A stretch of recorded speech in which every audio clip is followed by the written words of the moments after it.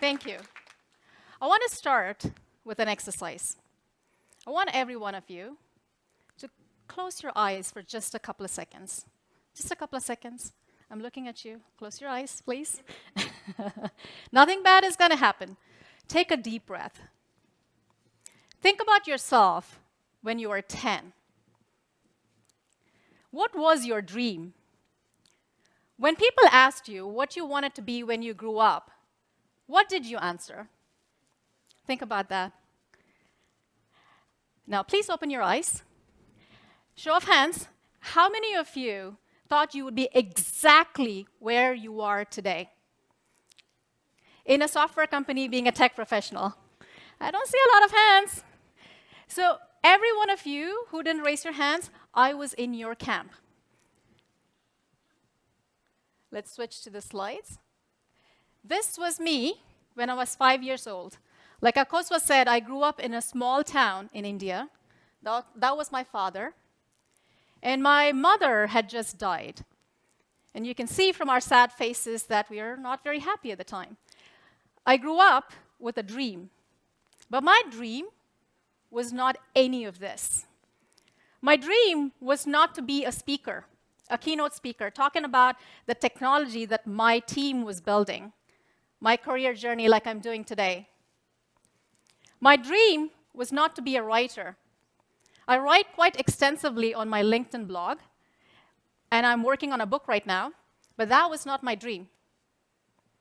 My dream was not to be a developer in a big software company, to run a team of developers across multiple continents. That was not my dream.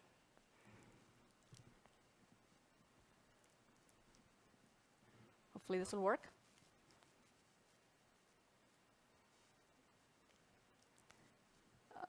This clicker is not working. There. This was my dream. My dream was to be an inventor. This is Alexander Fleming. He invented a very powerful drug called the penicillin. For context, penicillin saved 200 million lives in just World War II. I wanted to be that inventor. Having just lost my mother, that was a cause that was very close to my heart. I wanted to cure people of diseases. I wanted to invent the cure for cancer. I wanted to receive the Nobel Prize in medicine. I wanted to be a doctor. But my dream did not come true. When I got my high school test results, my exam results, I was devastated.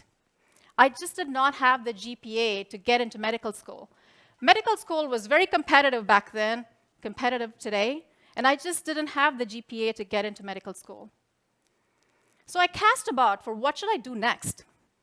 And I talked to my family, I talked to my friends, I talked to my mentors. And they told me, Raji, why don't you give this computer science thing a try? Computer science was just starting to be a thing in India. Internet boom was just starting, it was the 90s. Windows 95 API was just released at the time. And Windows applications was actually becoming really popular. And my friends and my mentors, they said, well, you want to solve problems for people. You're good at solving problems. So give this computer science thing a try. And I gave it a try. I enrolled in bachelor's in computer science in my college in India.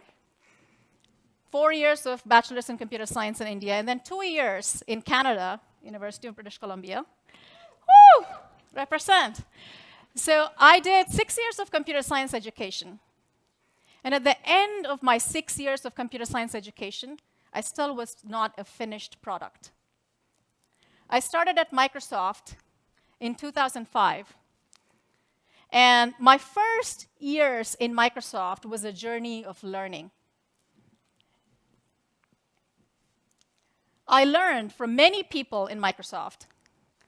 The first years I was in Microsoft, I would work on my code for several hours, for several days, and I would send my code for review to my peers. I don't know, some of you might already be feeling this right now. And my peers, my manager, would send me back a number of comments, dozens of comments, feedback on my code, change this, rework this, redesign this. And to be honest, it was emotionally painful. It was critical feedback on my work. But I learned how to take that feedback positively. I learned how to learn from that feedback, how to become continuously better. The man on the right, his name is Gregory Vandenbroek. He was instrumental in my transformation. He helped me become a good developer, and then a great developer. And then I came to be known as an excellent developer on my team. The man in the middle, his name is Cornel Lupu. He was my skip level manager at one point, and I learned how to be a leader from him, how to constantly innovate, how to constantly take chances, how to constantly look for opportunities, push the boundary. I learned that from him. Laura Butler, one of my role models, very inspirational. She was the first female technical fellow at Microsoft. Just for context, there are 22 technical fellows in a company today of 150,000 people. And she was the first female technical fellow. She taught me how to be creative, how to be bold, how to always, always care for your people, how to have their back all the time. She taught me that. And it was a journey of learning, and today I continue to learn from all my peers, all the people that I work with. And it was a journey of products as well. The first product I started on, it was called System Center Virtual Machine Manager. It was a Windows Server product. And then I worked on Windows Client all the way from Windows Vista, 7, 8, 8.1, Windows 10. And now I'm building Azure services that we're shipping to external customers, to developers, enterprise IT professionals. I'm working on my second startup in the company called Update Staging Lab. And it's been an incredible journey so far. There is one project that I'm very, very, very proud of. It's personally very meaningful to me. My first time in Africa was in September 2016. I landed in Lagos, Nigeria, very crowded, chaotic airport, just like home. And I landed there with a crew of my colleagues. We were there to run a program called Insiders for Good Fellowship Program. And that program was a very good example of how you can make dreams come true in this company. When you have a passion, when you have a purpose, no matter where you are in the totem pole, you can make things happen. This project did not come to us from Satya down to Terry Myerson, who was the head of Windows at the time, down to us. We cooked it up. A ragtag group of developers, PMs, marketing people, salespeople, we got together and we cooked it up. We understood what the problem was in front of us. The problem was that Windows at the time, we did not have feedback coming to us from a diverse population. We were not having voices from all over the world helping us build a global product. So we wanted to fix that problem. And that group of people, we had a passion for this. We wanted to bring underrepresented populations and voices into our product. So we had a passion for it. And we were able to connect that passion and that opportunity and that strategy. You know, how is it meaningful for our leaders? How is it meaningful for our business? How does it impact the ROI of the company, of our team? We're able to connect all of that. So that is my first lesson for you today. If you have an opportunity, if you have a passion for something, and you know how it's going to connect with the strategy of the company, you should seize that opportunity. When we were in Nigeria, and then later on in Kenya, we fell in love with the continent. The energy, the hustle, the fire in the belly, we just loved it.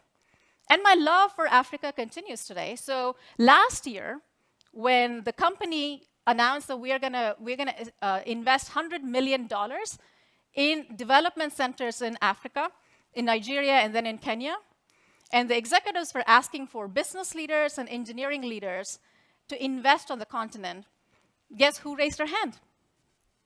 It was me.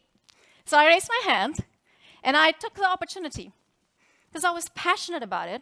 I knew Africa Development Center is very strategic to the company, and there's opportunity, not just for me, but for the company as well, for my team. So I raised my hand. So it's very powerful if you can connect your passion, the opportunity, and the strategy. But think of yourself too, not just the business. I am an engineering leader, And whenever I start a new team, a new project, I think about what is the vision for the project? What is the end goal here? Who is the customer? What is the roadmap? What are the plans? I think about that. How many of you think about that for your own personal lives? What do you want to be 2 years from now? What do you want to be 5 years from now? Do you reflect on it? What are the values that are core for you? How are you going to build the skills, the connections necessary to make that happen? Think about that. Write a personal vision for yourself. But as you write your personal vision, also be open to reinventing yourself. What are the trends that are coming up? How do you reinvent yourself? When I started 15 years ago, I was working on SQL data systems, small amounts of data, gigabytes of data, and then the big data revolution happened, right? So I had to learn big data skills. I had to learn new technologies. I had to learn new ways of thinking. And then, when I started the company, I was a tester, and then I became a developer. And then I became a leader. And as part of becoming a leader, I had to learn how to be a public speaker. This is not natural to me. I'm very uncomfortable right now. Is there a water somewhere, Akosua? So yeah, I had to learn these skills, public speaking skills. English is not my first language, as you can tell. So I had to learn how to be a public speaker, how to be a leader, but I had to constantly reinvent myself for success. So when you write your personal vision, it's not that you have to write it in stone, you have to set it in stone. You have to be open to reinventing yourself, to constantly looking for opportunities along the way. As you are, thank you so much.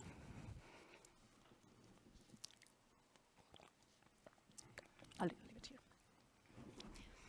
So as you are reinventing yourself, you're reaching for those harder and newer challenges, you're going to find yourself sometimes very uncomfortable.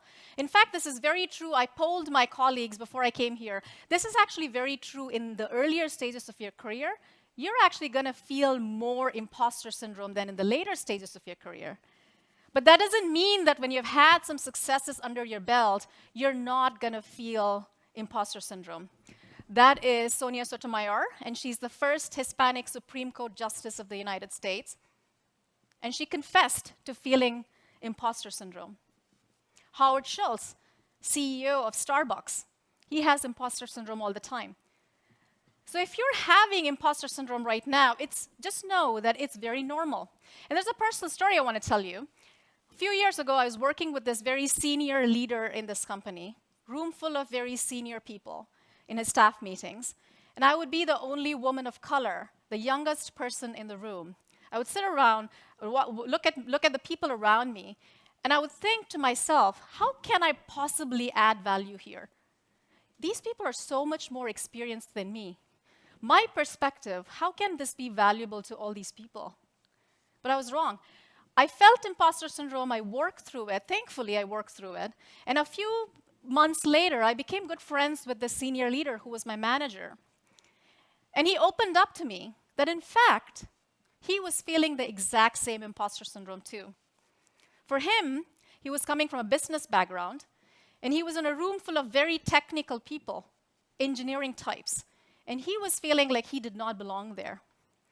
So imposter syndrome, no matter where you are in your career stage, no matter where you are with your successes, you're going to feel it, because that's how you know you're doing things right. You're constantly reaching for bigger challenges, harder challenges. So if you feel imposter syndrome, feel good about it, because you're doing it right. But also develop some strategies. Reframe your fear. If you're feeling butterflies as you're coming up on stage, reframe that as, I'm so excited to talk to everyone today. It's not fear I'm feeling, these butterflies. It's actually excitement, right? Reframe your fear, because that really changes how your brain evaluates and processes the situation. Another technique I've used is create your mantra. A lot of times I'm in a room, like the other room where I was surrounded by very experienced people. I created the mantra that I tell myself, I belong in this room. I belong on this stage. I belong at this table. Create the mantra that works for you. that helps you overcome your imposter syndrome. But for God's sake, do not let imposter syndrome stop you. This is super important in your career. Coral reefs. I love them. Coral reefs are some of the most highly productive ecosystems on the planet. And when you have a chance, look up Darwin's paradox. So when Charles Darwin stepped outside the Beagle, he looked at these amazing creatures and he puzzled, how could such beautiful creatures thrive in such nutrient-poor waters? These are living in nutrient-poor waters. How could this happen? Turns out, and that's the beauty of the coral reefs, turns out there are these tiny microorganisms that are living in these coral reefs that are helping each other. It's a mutually symbiotic, mutually beneficial relationship between all these microorganisms. In a highly productive company like Microsoft, you need to build relationships. You might be tempted to just sit in your office and write your code or do your PM specs or whatever it is that you do, but it's not sufficient. You're solving very complex challenges in the world, very complex customer problems. You need to be able to build relationships. You can't do it on your own. And when you build those relationships, make sure your colleagues know you as humans, because that is how they can trust you.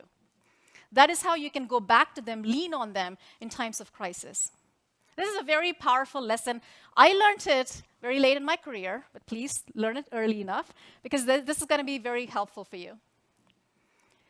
A thing to keep in mind is you are running a marathon. This is a long game. You're not here to crash and burn. You're not here to get the next 2 promotions in the next 1 year and another promotion, another promotion. As much as we might be tempted to do that, the focus is on the career, on the business, on the customer, because that is the right focus, right? So it's important to keep that in mind as you're thinking of your career. Success, in my mind, has multiple components. Passion is very important. You need to be passionate about what you're doing. If you can't drum up passion for what you're doing, you need to find something else to do. Because if you don't have passion for what you're doing, it's going to show up in your work. It's going to show up in the quality of your work. It's going to show up in how you show up at work. So have passion. Understand the impact of the work that you're doing. How does it impact the customer? How does it impact the business bottom line? If you don't understand that, talk to your manager. But it's important to connect the work you're doing with the impact that you're having for the world. Excellence is important. There's no substitute for excellence. No matter what you're doing, you need to have depth in your craft. You need to be excellent. You need to learn and continuously improve and get better and become excellent. And on top of all of that, the most important thing, the exposure, which is something that a lot of us don't really get because we are modest people. We really don't know how to bring exposure to our work, to shine light on what we are doing. But see, it's important. If that is zero, the entire thing is zero. So you need to know how to bring exposure to your work. And if you're an introvert, if you're modest, it's okay to bring attention to the impact that your work is having. Hero makes someone else, your customer. Talk about the impact that the work is having, not yourself, how awesome you are. Shift the focus on someone else, because that is going to help you be a little comfortable bringing attention to your work. At the end of the day,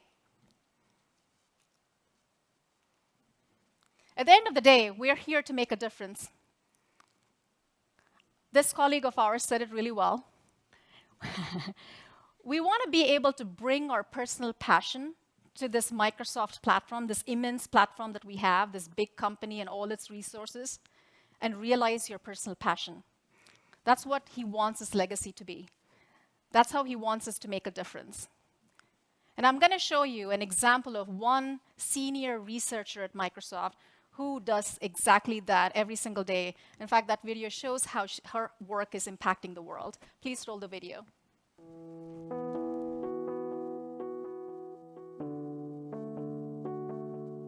Right, I'm going to try and replicate this here.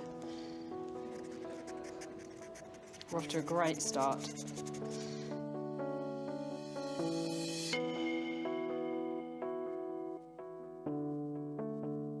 I tend to kind of just avoid doing sketching and writing now because it's not really worth it if you get something like that.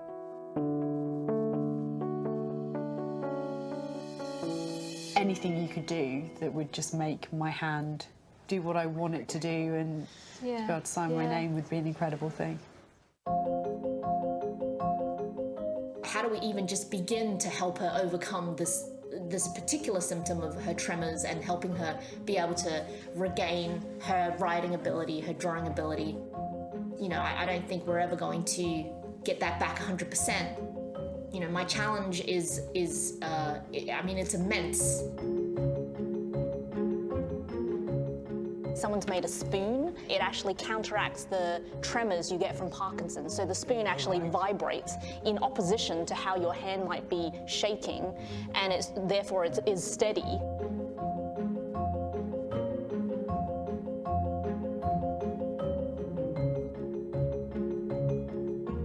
I'm making a very rough prototype.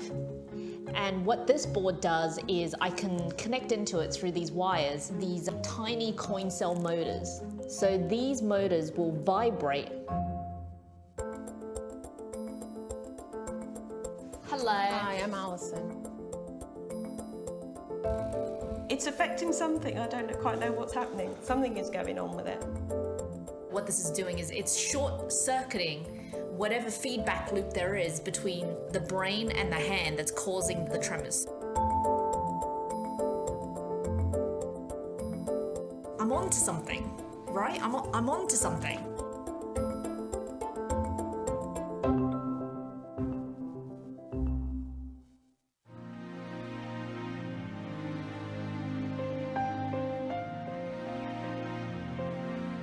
Woo! Woo!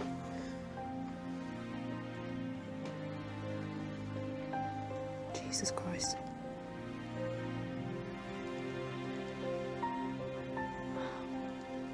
Oh my God.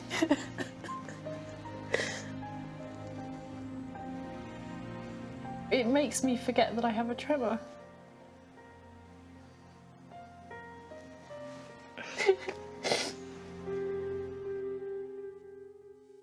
I've drawn one of them for a long time. I'm so casual about it. Yeah, I'm just going to draw a straight line. I've actually just written my name for like the first time in ages. I can't believe it. Mum, it's called the Emma. Oh, brilliant. It's got my name on it.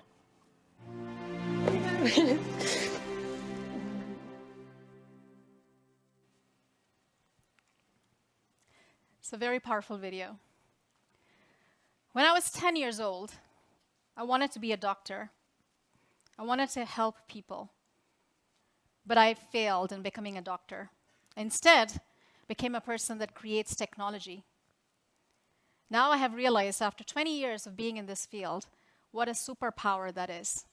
This ability to create technology, it's a superpower. It helps you make such an impact.